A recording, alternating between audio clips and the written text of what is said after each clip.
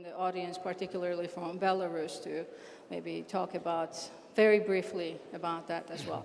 So I would like to introduce the panel in just a second, but one thing that I think we all need to keep in mind when we talk about the regional implications of Russia's war in Ukraine is what's happening in the Caucasus in general. Russia now has its troops positioned in all three countries in the Caucasus, occupies Georgia's 20%, has a military base in Armenia, and now has peacekeepers in Azerbaijan.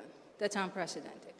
And Russia, of course, I don't want to go through the chronology of how it started, but it all started in Georgia when everybody in Georgia's friends in the West were saying that this is just the beginning, this will continue. And it continued, of course, as we know. And now we see 2014, Crimea, I would like to put Belarus in a way in that list as well. There was no military operation in Belarus, but Belarus is impacted tremendously by Russia. And of course, 2022, which we're still seeing. So just that background that Russia is not just waging this war, a tragic, terrible war in Ukraine, but it also has a grab on the entire region. And the Black Sea, of course, is impacted tremendously by this conflict with ongoing blockade of the sea. So I would like to introduce my panelists. Michal Baranowski, who is the German Marshall Fund Warsaw representative.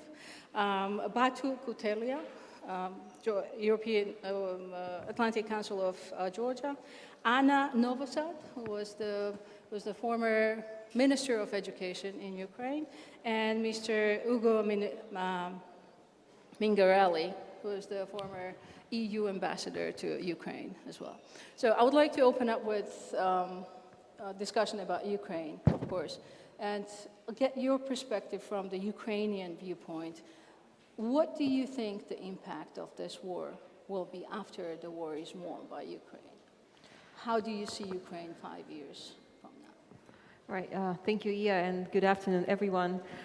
You know, I think the first and foremost thing for us is the value of independence. You know, I'm just a slightly bit older than our renewed independence, and when on 21st of February, early morning, I was evacuating from Kyiv with my family, I thought, like, is this really it? And that question, I cannot convey to you the horror of those emotions. Probably only Georgians in this room can understand that. The question, is this really it? Will you live in occupation, or you will just be forced out of your country? Because when you see the two 60 miles long line of tanks approaching Kyiv, back then we did not understand that for our army it's actually the easiest target, right? Back then we thought that that's it, that's the end. So I think for us the value of independence is one thing that we learned probably for the rest of our lives and lives of our further generations. You know, there was this myth, I think also part of Russian propaganda, that independence was given to us in 1991, which is absolutely blatant lie, because millions of dead Ukrainians, and not only Ukrainians, led to that independence. So I think this full-scale war has just destroyed that myth for once and for all. Second thing, I think what's important to stress, what's happening in the country, and that will for sure not be back to our country after this war, is the sentiment to anything that is Soviet.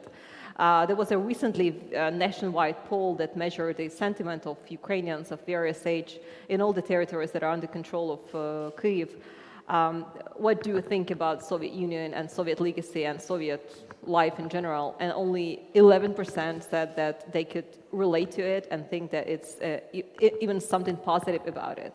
Only a few years ago, it was around 40, right? It was huge. So to us, Soviet is now equal to Russian and is equal to evil. And I'm really sorry and ashamed that all of us, we didn't do the decommunization earlier, as Baltic states did, as Poland did, and I think it's also a reason why it led to this war partially, right? So I think this is one of the really big phenomena that's happening in our society, and that will define our future. The next thing, I understand that the whole world is amazed and in love with President Zelensky, but for us, he is probably the second reason that we are, I might cautiously say, winning. For us, the main reason of Russians not capturing Kyiv, Chernihiv, and other cities and being counterattacked in the south is not obviously the army, but also the resilience of the society. I can tell you for sure, if President Zelensky was not there in Kyiv, right? Let's imagine that he would be somewhere away. The society would still be organized in a minute. It's Ukrainians are incredible beehive that is able to get organized very quickly without the kind of central authority. And I think this is very, very important phenomenon. We rediscover it in ourselves, and that also give us confidence in ourselves that we will be able to rebuild our country once this war is over. The other thing that I think will define our future and also defines our present is our different point of view on Europe. I can tell you for sure that after Maidan in 2014, I was present there as well, and after that I joined civil service immediately. We had such a great hope, and we looked like at an idol at the European Union, right? In this war, we are very, very much disillusioned with so many things. We as Ukrainians are really fed up of trying to prove something to someone that we deserve to be in Europe. We are fed up with vague definitions of, yes, you will be someday admitted to European Union or NATO, but we are really fed up with that, and I think this war has proven to us that we don't have to prove anything to anyone. We are free, independent, and we will be able, well, not without help, but also we'll be able to build our state ourselves. And in that regard, I think what's happening also is a huge rethinking of our neighbors, and first and foremost, Poland. A few years ago, and Michal won't let me lie on that, we were on the lowest of our relations with Poland. That was really, really bad. Those were the times of President Poroshenko. I'm not trying to tie it to him, it's just pointing the period. There was such a huge scandal about our history, our common view on the history, on culture, cemeteries. It was really, really low point of our relations. Right now, I think it has to be actually in textbooks somehow, someday in the future, how two countries that share really painful history together manage to kind of step over so many issues and move on. And the same thing I think is happening with Baltic states as well. To my really huge regret, the opposite is happening with Belarus. Despite the fact that Lukashenko has been in power for so many years, we always considered Belarus people as our friends.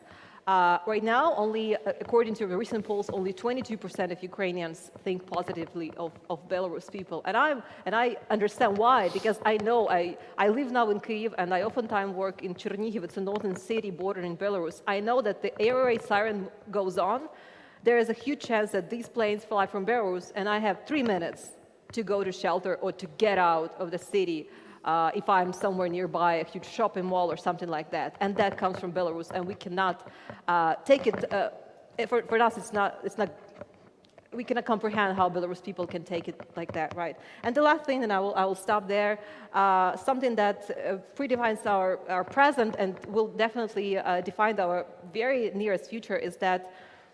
Once, for the first time in our history as Ukrainian nation, we actually having a chance to win since Russia occupied us in 1654. It's the first time for all the generations. So not a single Ukrainian is willing to make Zelensky to go for negotiations. Everyone is willing to go until the end, whatever the end is, and it will for sure be victory.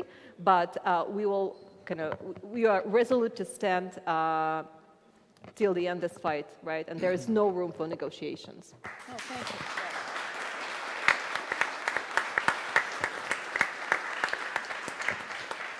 Thank you very much.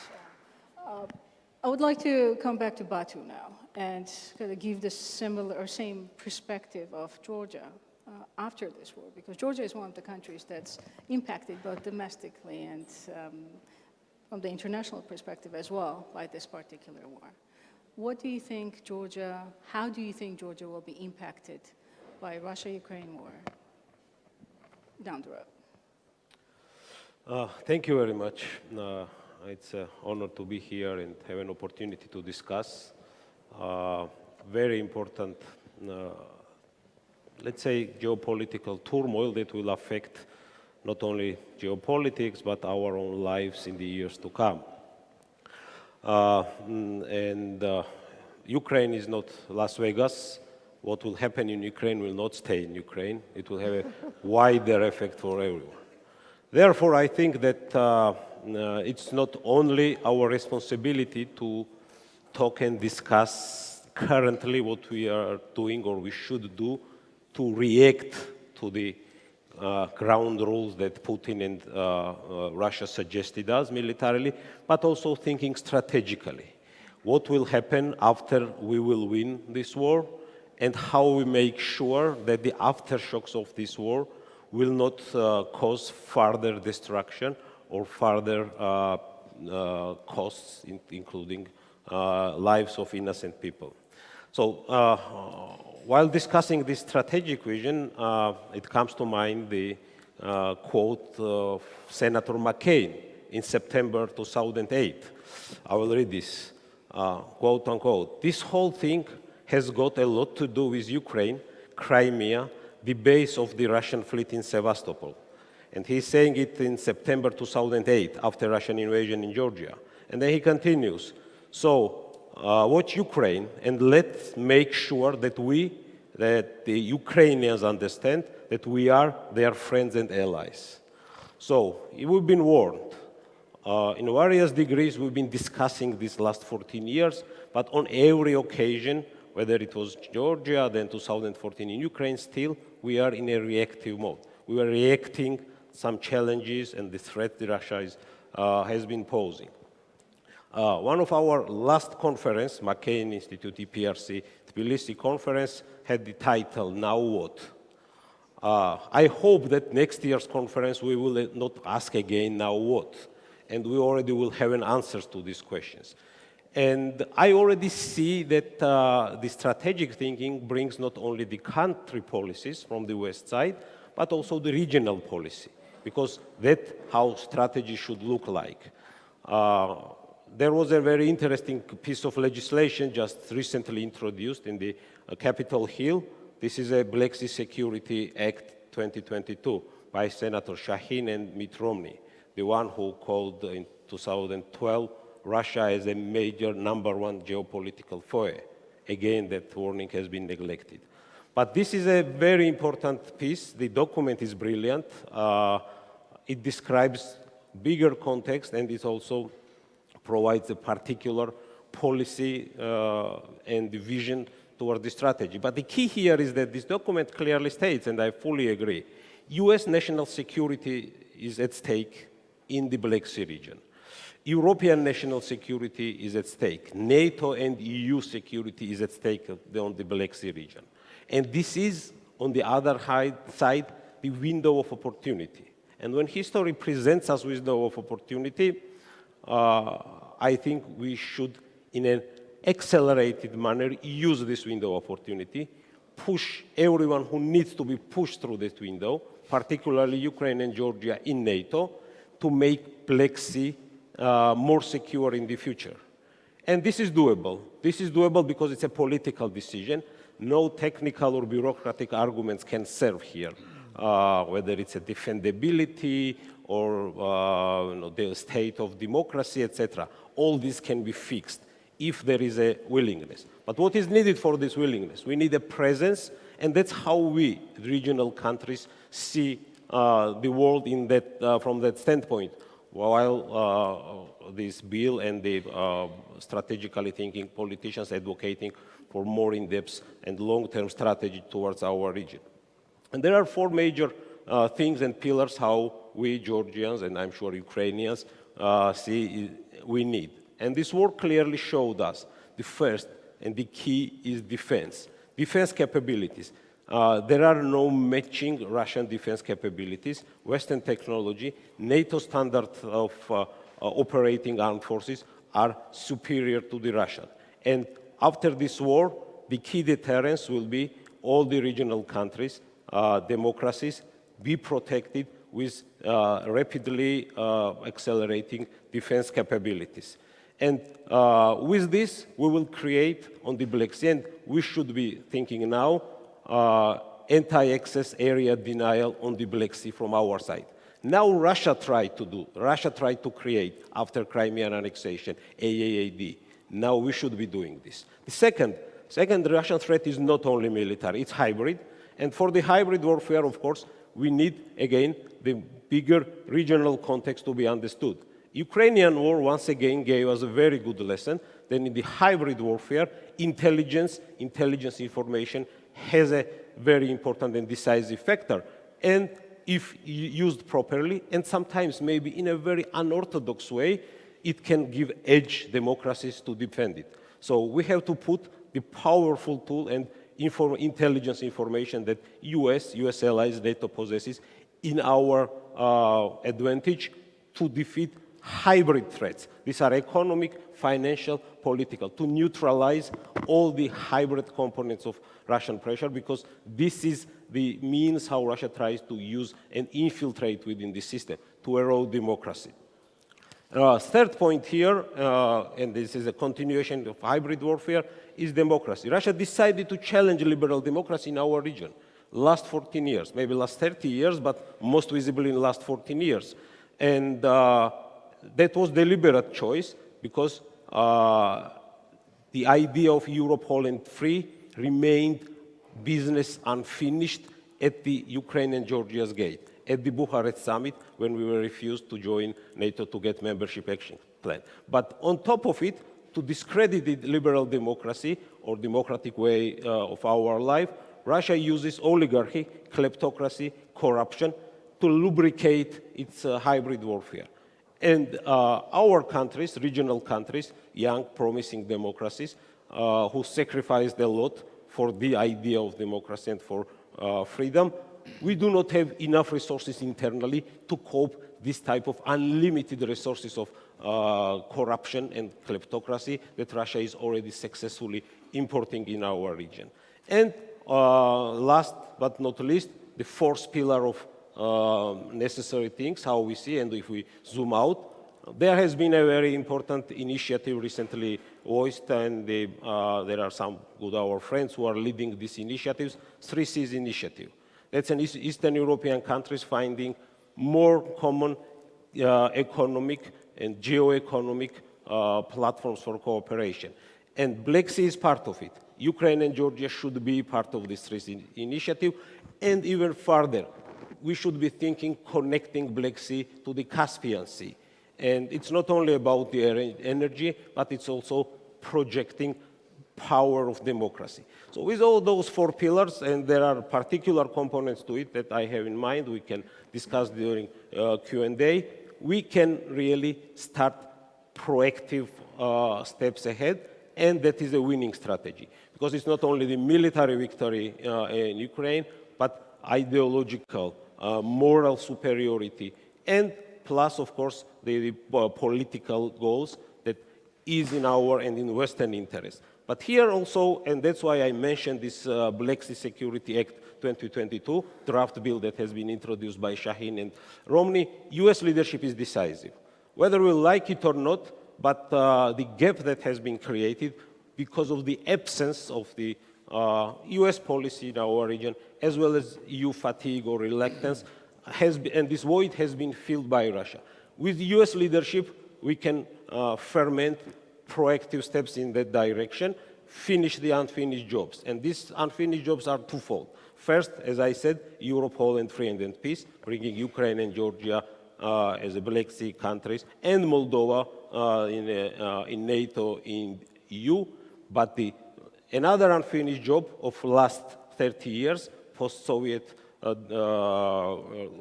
and post-Cold War remnants that Putin built on his system, is dismantling, decolonizing Russia. Russia will not stay as it is now, or as we remember before February 24. And this is a very important task. Unless it is achieved, we might face reverent Russia in the future and causing other much graver problems, and it will be too costly for us, and maybe even it will be existential threat that will be impossible to defeat. So all these components and unfinished jobs are the key task, and that's how we see in the region. We are, Ukrainians are bravely sacrificing their lives. Georgians did the same, but to end this, we need a wider regional strategy. US and the West's national interests, national security interests are at stake on the Black Sea.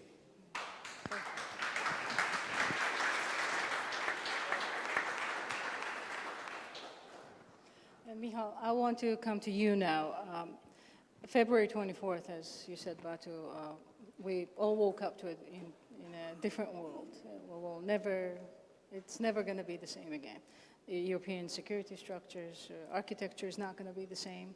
And Poland's probably not going to be the same, because we're seeing Poland taking that leadership role, regional leadership role, that it did not have before, particularly with the refugees. Now Poland serves basically as the major hub for everything going into Ukraine, most things going into Ukraine, people going to Ukraine. So that must have changed Poland's sort of self-perception in the EU and in NATO as well. So from your perspective, how do you see Poland after this war? Does Poland's weight somehow change? Not that we should assign weights to countries, but how does Poland see its own role in the region after the war? Thank you, yeah, and let me just say it's wonderful to be back in Georgia with so many friends. And you're absolutely right, that just like Europe is not going to be the same, the world is not going to be the same, Poland is not going to be the same. And as Anna pointed out, because of the geographic but also historical and people-to-people proximity, we feel the war very, very closely. This is really quite different than when I listen to, frankly, colleagues from Western Europe as well. So, with this, I would actually want to make a case, because we have, over the first part of the conference, we laid it at the West quite a bit. So let me start with making a case of a glass half full rather than glass half empty, with the full recognition that we need to add some water to this glass, not to mix metaphors too much. But looking from Poland, looking to Ukraine, looking to the northeastern flank of the alliance, first of all, when I woke up on February 24th and talked with my friends and colleagues, we expected the worst, also when it comes to Poland. So my first point on the glass half full is it could have been much, much worse.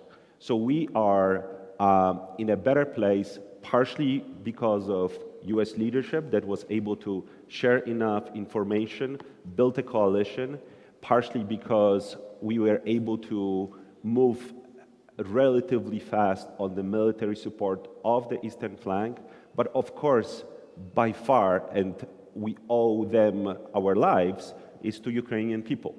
And that's something that we've been saying here, but that's something that is felt very, very strongly in Poland. As you said, Poland is this hub. About 80+% of the military aid goes through Poland.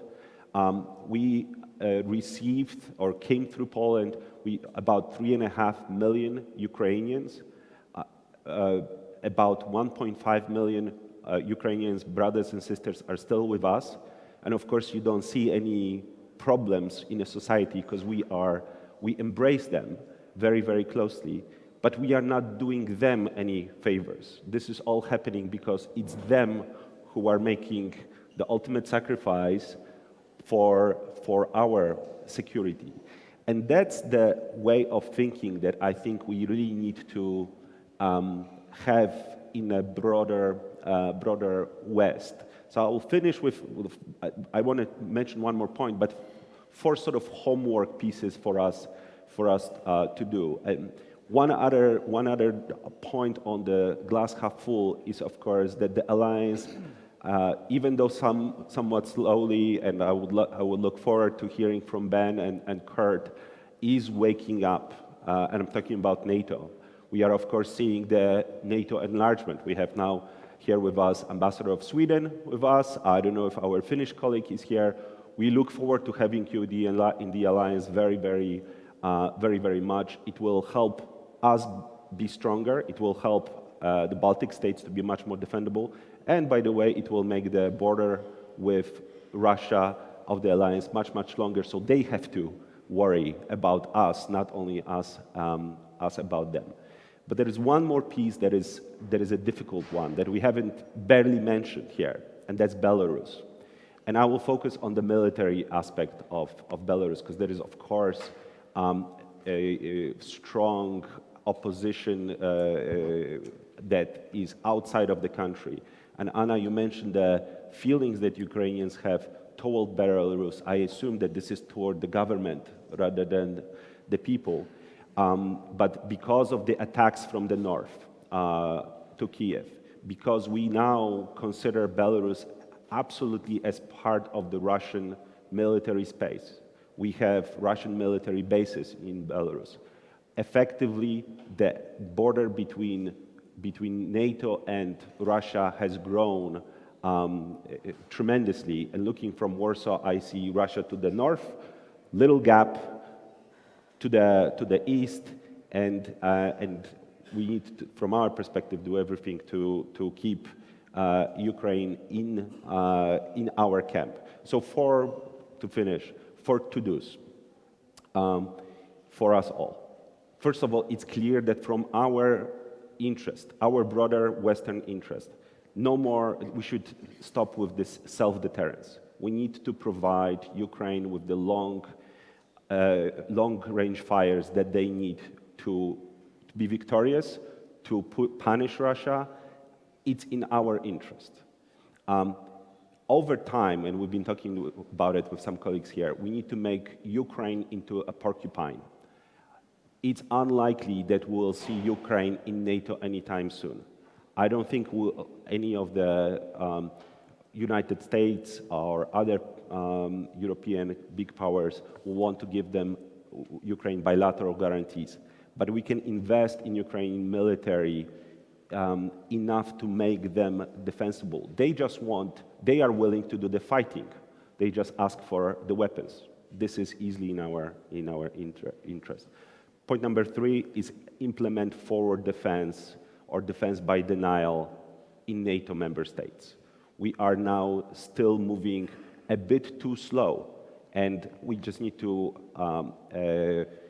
make very clear to Putin that not only Ukraine is going to push it out, but he has nothing to look for in NATO member states. And my last point, perhaps the most important one, and one that I see in our conversations, that the real work, though, is back home. It's back home in our capitals. It's in Washington. It is a little bit in Warsaw, although, but it's also very much in Paris, in Berlin.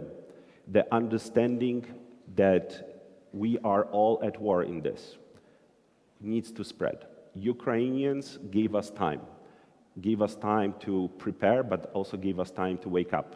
And it's up to people in this room to really do the job, not only in Tbilisi, but back in their capital. And let me stop. Thank you. Thank you very much.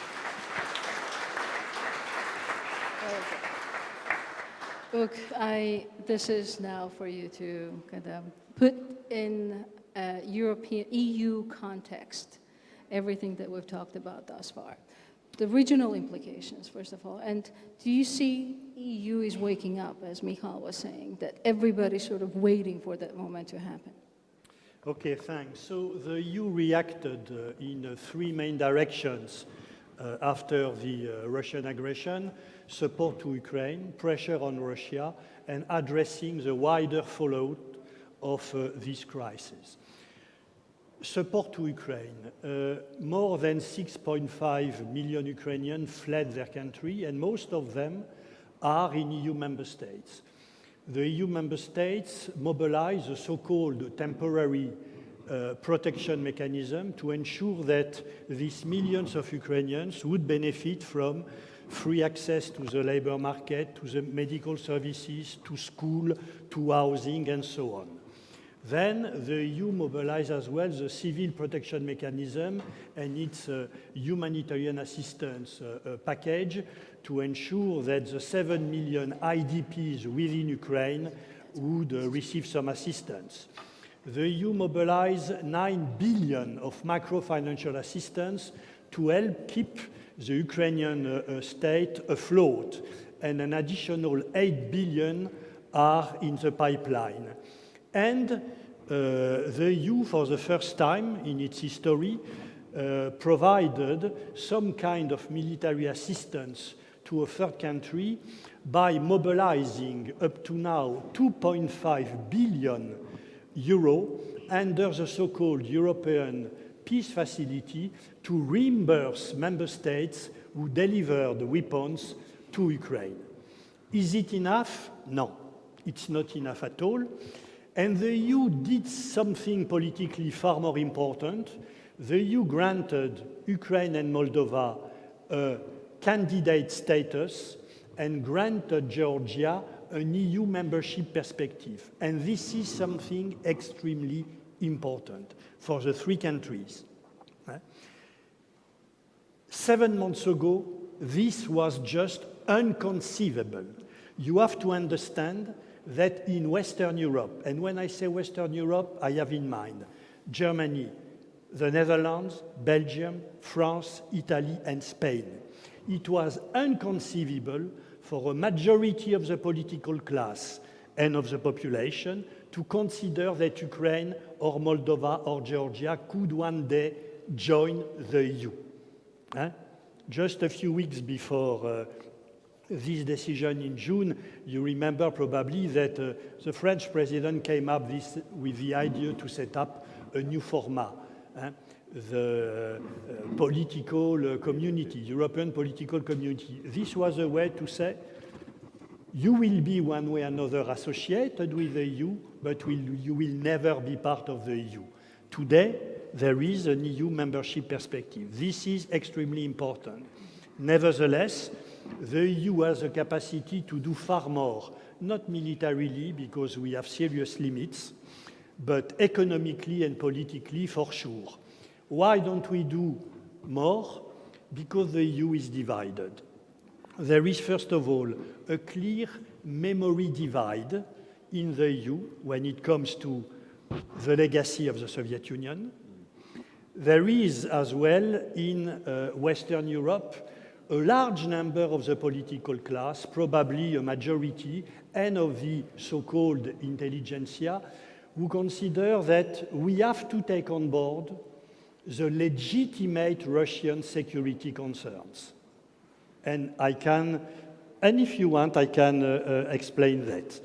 You have as well in the EU a large number of people who consider that NATO and the EU have been neglected, if not humiliating Russia for 30 years through NATO enlargement and through the association agreement in the EU. This is rubbish. This does not correspond at all to the reality, but you have to be aware that a majority of our political class and a large part of our intelligentsia still stand on this position. And therefore, for all these reasons, the EU is not doing more. And we have some reason to be worried about the next few months, because it's not only about Hungary. Yeah, exactly. In 2 weeks' time, you have election in the third most important EU member state in Italy.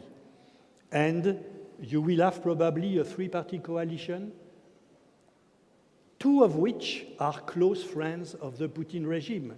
Yesterday, one guy who will be a major minister in the new Italian government, Salvini, repeated again that we should remove immediately the sanction against Russia. And you can be sure that Italy will not be the only country in which we will hear a lot of voices when inflation is rising, when energy pricing are soaring, that we should be more realistic and we should review the sanction regime. All this to say that the EU has reacted without any doubt. far beyond one we could have expected, because nobody seriously could have expected that the EU would grant Moldova and Ukraine an EU membership perspective. But we have still a long way to go, and we should worry about what will happen in the EU in the next few months. I was really, please,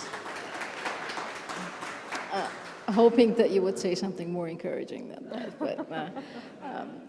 But before we move to the questions, one very important country that we need to mention is Turkey, of course, for the regional security perspective, as well as from whether it's the NATO or Black Sea security, Three Seas Initiative, you name it, everything is somehow connected to Turkey. And Batu, I want to call on you for that because Georgia borders Turkey and you are involved in it. Where do you see Turkey in all this? And Turkey has been a very difficult partner in some cases, great partner for Ukraine at the moment, but with the US and NATO and the EU, it's been complicated at times. So how do you see Turkey and Turkish role, especially in the Black Sea security environment? Yes, Turkey is a very important country. Turkey is playing and will play in the future, I'm pretty sure, strategic role for the Black Sea security, decisive role. Turkey has been an important partner for Georgia and one of the most vocal supporters of Georgia's NATO integration, as well as Ukraine's NATO integration. So if we look from the military and the NATO perspective, Turkey's role is important in accelerating the NATO enlargement process, together with the Romania, Bulgaria, and making militarily Black Sea secure sea for maritime connection, but as well as military or hardcore security of respective countries. Turkey's role has been quite interesting since even 2008. And Turkey has been actively either proposing or negotiating or suggesting some regional arrangements. The recent arrangement that was Caucasus Stability Pact post-Russian invasion in Georgia, if you remain, this idea did not went far. Then recently Russia suggested, and well, Turkey is participating as well, with so-called this 3+3 format, which includes three big countries of the region: Turkey, Russia, Iran, and then Georgia, Armenia, Azerbaijan. I don't think that this format has any future. I can understand the Turkish logic, Turkish foreign policy logic, all this multi-vector foreign policy, to have some regional platform where it can play a rather different role than just NATO partner. And that's also an important component to consider. Georgia government tend to be hooked on this, and when I'm speaking on your government, I'm speaking the country who's been captured by one oligarch. It's quite a Russia type of authoritarian system. I like to call it a competitive authoritarianism. When you look at, there might be some political competition, but still authoritarian decides what to do. But also interesting is that the Russian, when I speak Russian, hybrid warfare and infiltration information space, anti-Turkish sentiments has been one particular line of Russian propaganda in Georgia. So everything that is in Russian interest, it's not Georgia's or not Western interest. So therefore, seeding some conflict between Turkey and other regional countries, it is in Russian interest. And then we see how Russia tries to manipulate, whether it's a Middle Eastern issue or the air defense issue. So yes, Turkey will not be an easy partner in the region, but for the purposes, strategic purposes, that our interest needs, Turkey is our major strategic ally and the key NATO ally in the region. Yeah. And before I go to the questions, I promise that will happen next. what's Ukrainian perspective on Turkey? Because, yes, there's been some mixed feelings about Turkey and Erdogan's role, especially going to Lviv as opposed to Kyiv. So how do you perceive Turkish role? Well, obviously, I cannot speak on behalf of the Ukrainian authorities, right? So obviously, I don't know much that is going on within the behind the closed doors. However, inside the wider society, I think there was at no point there has been kind of a hope that Turkey will be 100% on our side.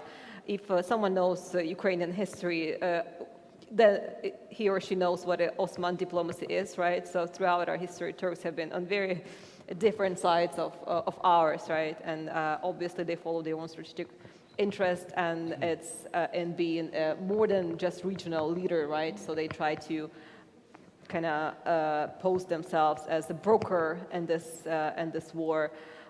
However, on the other hand, and it has to be noted that we do receive quite a lot of Turkish support in terms of military, and what the Turkish private suppliers supply to Ukraine, sell to Ukraine, is really substantial in our kind of victories in the battles. Also, Turkey is a huge player in the exchange of the prisoners of war between Ukraine and Russia, and that cannot be emphasized as well. So in a nutshell, we've never hoped that Turkey will be completely our ally. However, I think our diplomacy is trying to do whatever it takes to distract out of this position as much as we can. And now the questions. I believe the microphones will be passed along. But, over there in the back, please. Thank you very much. First of all, my name is Nika Chitadze. I'm professor of the International Black Sea University. Thank you for so interesting speeches. With your permission, related to Turkish foreign policy and some changes in the Black Sea region. Particularly, by this way, we know that several days ago, Azerbaijan army took control over the Lochin corridor, which connects with each other, Nagorno-Karabakh and Armenia. Yes, okay, and this territory was under the control of the Russian so-called peacekeepers. Could I please ask you, we're very limited with time, just pose your question. Yeah, it's the question related to some changes related, for example, related to Nagorno-Karabakh, related to, for example, readiness of Azerbaijan to increase the export of natural gas towards Europe through the territory of Georgia and Turkey, etc., etc. Your point of view, it's some, how to say, deal between Moscow and Ankara, or Moscow cannot prevent, by this way, the actions from Turkish and Azerbaijan side, for example, and how, as an example, by this way, how it is decreasing the geopolitical influence of Russia in the region. Thank you. Okay, thank you very much for that. We will take more questions, and then, yes, please. I don't see you, sir, but, oh. No. No.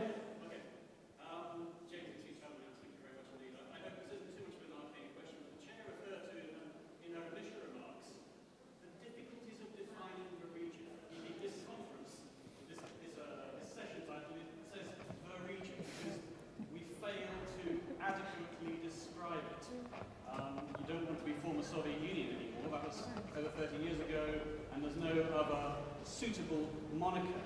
Now, I wonder if the problem with this is that it means that we don't pay enough attention, because we cannot find a name to describe anywhere from Tajikistan to Moldova, and as a result of which it leads to this almost Russia first mentality, because we fail to give it a proper description and a proper title. I know there's an answer to this question, but I mean, how do we name the region? And because I feel that it would help, I hope it's not an arcane question, I feel it would help in devoting more attention to the region, which it so badly needs. Yes. Well, thank you very much. Let's take these two questions. Please, if you would address the Turkish question, and then... If I can say a word on the last question. For me, the region in which Ukraine, Moldova, and Georgia is clearly defined as Eastern Europe. Yes. It's Eastern Europe. Yes.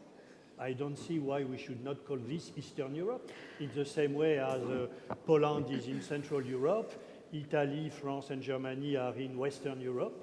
These countries are in Eastern Europe. They are on the European continent, on the eastern part. Very good.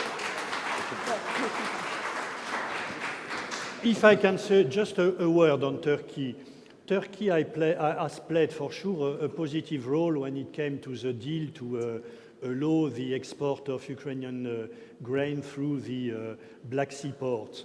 Erdogan, 2 days ago, proposed to Putin to play a role in ensuring the safety and security of the Zaporizhia nuclear power plant. If he manages to do that, this would be welcome. But a number of observers as well say that Turkey is helping Russia to circumvent some of the sanctions. And we have to be aware and very attentive to that.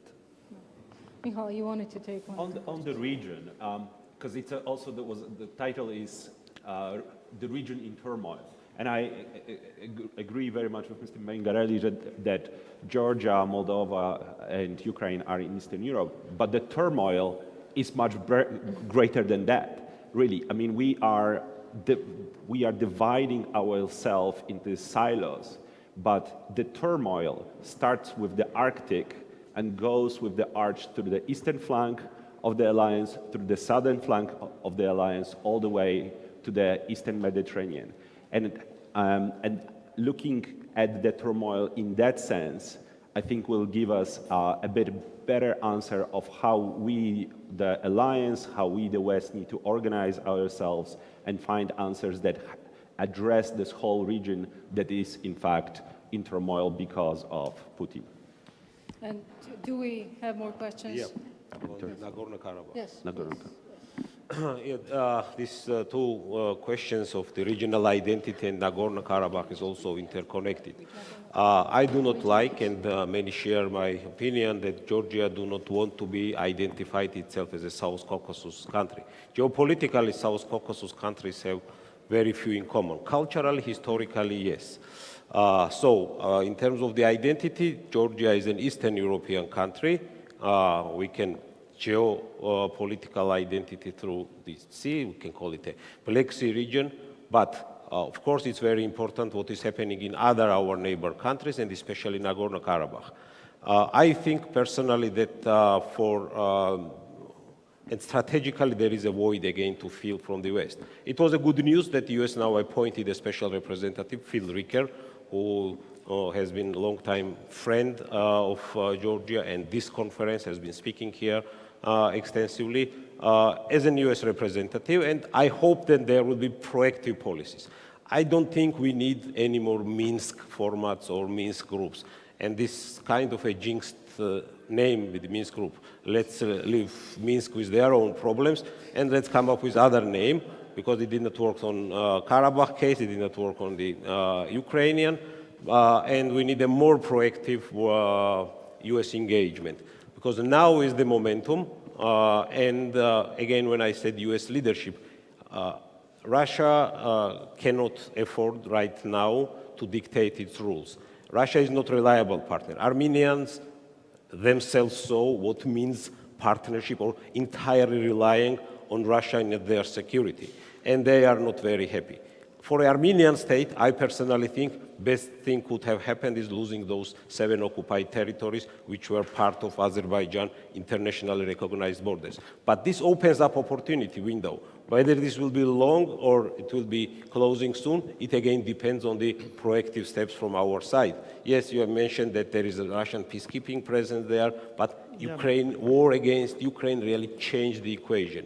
So for the West, and the United States as a leader of the free world, yes, it should have a 360 policy, and Russia should not have a safe place to meddle through or create some disruptive processes anywhere, including the Nagorno-Karabakh. And at some point, then maybe